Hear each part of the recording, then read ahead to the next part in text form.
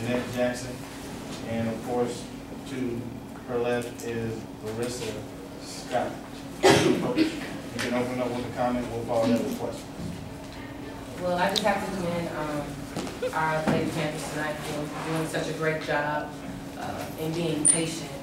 One thing about it is that we started to scout in this tournament a little bit differently.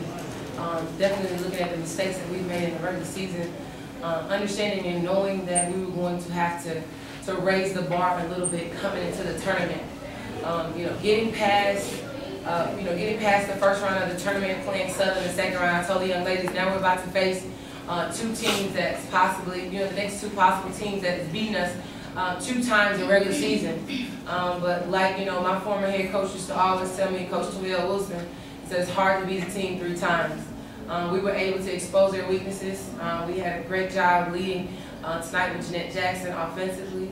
Lorraine Washington did another great job on defense, holding their leading score to 9 points. It's defense. And we made the adjustments on our defense, and we just came out and they just ready to play. Questions? You talked about adjustments on defense, Coach. What was sort of, I guess, the plan of attack on that end before the game?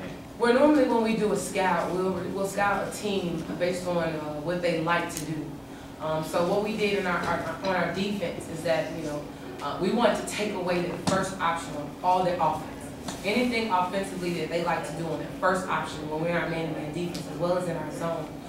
We practice going over closeouts a little bit differently. Same thing we did against Alabama State, knowing that you have shooters that's on the perimeter that can be deadly behind the 3-point line, like a Kayla Tucker, number 4 from Alabama State. And even tonight, with Brittany and Kendra Coleman, with players like that, you have to make the adjustment. You can't just say, close out on shooters. So, we practice different closeout techniques. We wanted to make sure that we were going to crowd their space when they caught the ball at all times. And I think that we did a great job with that, understanding our scout and knowing our scout. So that was important for us tonight. I think that the young ladies, they took pride in that. And we didn't make it so lengthy. So we just kind of broke things down and made it simplified for them, and they were able to execute. Can you talk about the play of Larissa and Hampton and Shemaya? That's a good question. A lot of times, Shemaya Brooks and Asha Hampton have been looked over. Just because a lot of teams focus a lot on Jeanette Jackson and Alexis Parker. Larissa's just kind of working her way back into the tournament with a shoulder injury that she's still, right now, not necessarily babysitting, but she's still kind of going through. She's going to have surgery after the season's over. But with student athletes like Shemaya Brooks and Asha Hampton Finch and Larissa Scott, like I told the young ladies in the locker room, they're resilient. Larissa, this isn't her first rodeo. And, she's going to do whatever it takes to put her team in position.